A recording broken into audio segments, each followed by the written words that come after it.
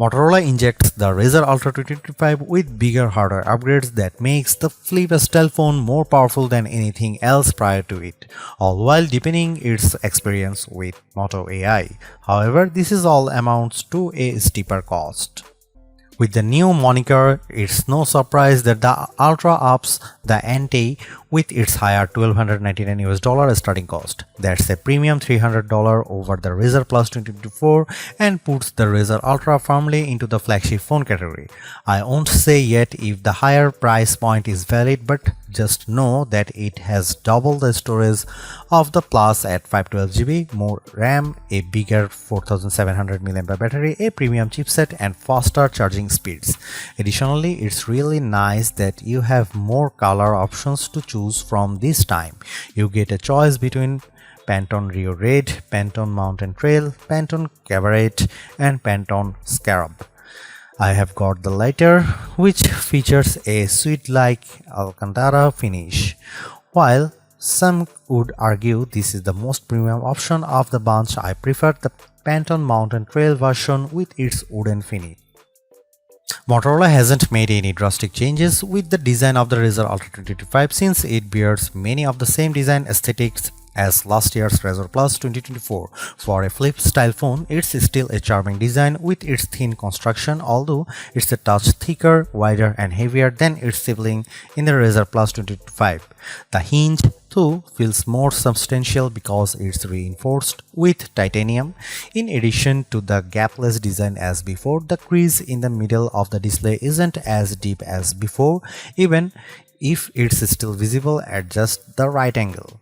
More importantly, I really like the snappier response of the hinge, which is not as stiff as last year's Razr Plus 2024.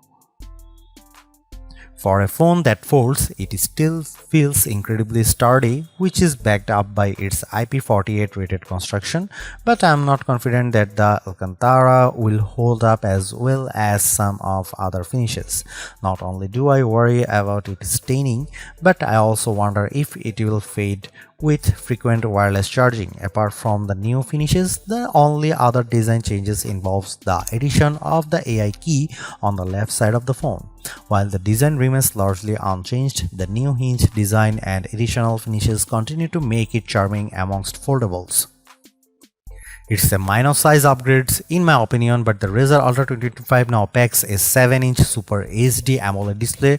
That's a mere 0.1-inch increase over display size in the Razr Plus 2024 and 2025.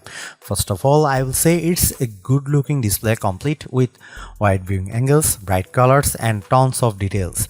And while the 22:9 aspect ratio doesn't interfere with how I generally use the phone, it does sort of make the video watching experience a bit odd, largely in part of how standard 16:9 videos have gaps on the left and right sides. I could perform a zoom to get videos to fill the entire screen, but then it crops a lot of the top and bottom. Thankfully, it's still brilliant looking with its peak brightness output of 1835 nits. This actually comes up short compared to the record-setting mark of 2158 nits achieved by the Razr Plus 2024, but it's still incredibly bright by today's standards. In fact, few phones have exceeded 2000 nits in our lab testings.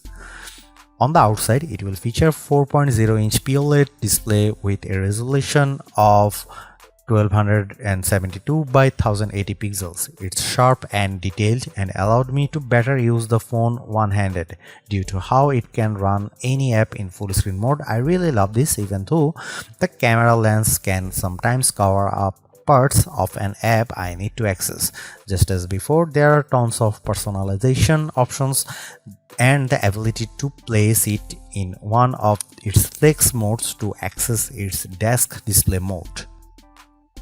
I wasn't a fan of the switch Motorola made with the Razr Plus 2024 since it dropped the ultra-wide camera in favor of a telephoto one with 2x optical zoom, but I'm glad that Motorola has gone back to that setup with the dual camera setup on the Razr Ultra 2025, which consists of a 50 megapixel main camera paired with a 50 megapixel ultra-wide camera.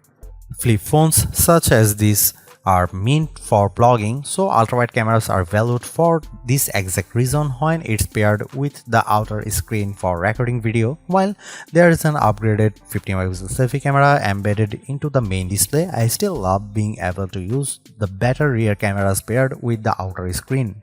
This makes selfies and vlogging much easier.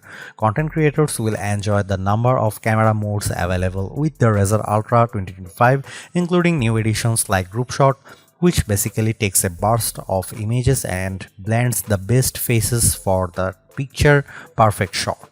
As much as I like using Pro mode to tweak the camera settings to my hiking, it's only for photos and not videos. Plus, it's missing a portrait video mode that other similar priced phones offers. Here are some camera samples of the Motorola Razr Ultra 2025.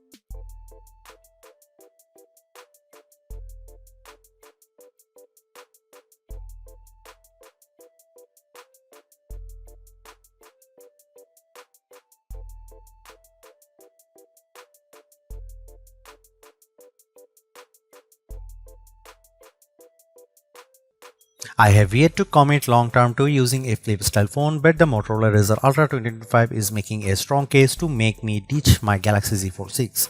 That's because this compact ultra sleek foldable phone is turbocharged in nearly every way over last year's Razr Plus 2024. Like I have said already, it's the most powerful and longest lasting foldable phone I have come across. On other note, I also love how it goes back to main and ultra wide camera setup, which is powerful combo for creators. I just wish there are more video centric modes to really make more use out of it. At the same time, the new Moto AI features help to diversify its experience, but it doesn't come close to matching the robust set offered by the Galaxy Z Flip 6. There's definitely still a lot more that Motorola could do to bring it to the same level, but it's not here in the current iteration. Most of all, I'm torn about the higher cost. It's a big step up over past models and sets a precedent for everything else. Price increases are inevitable, but this is just a bigger jump than what I anticipate shelling out for a flip style phone. It's not perfect, but the Razr Ultra 2025 is steering in the correct direction by entering the AI conversation, all while making marked improvements just above everywhere.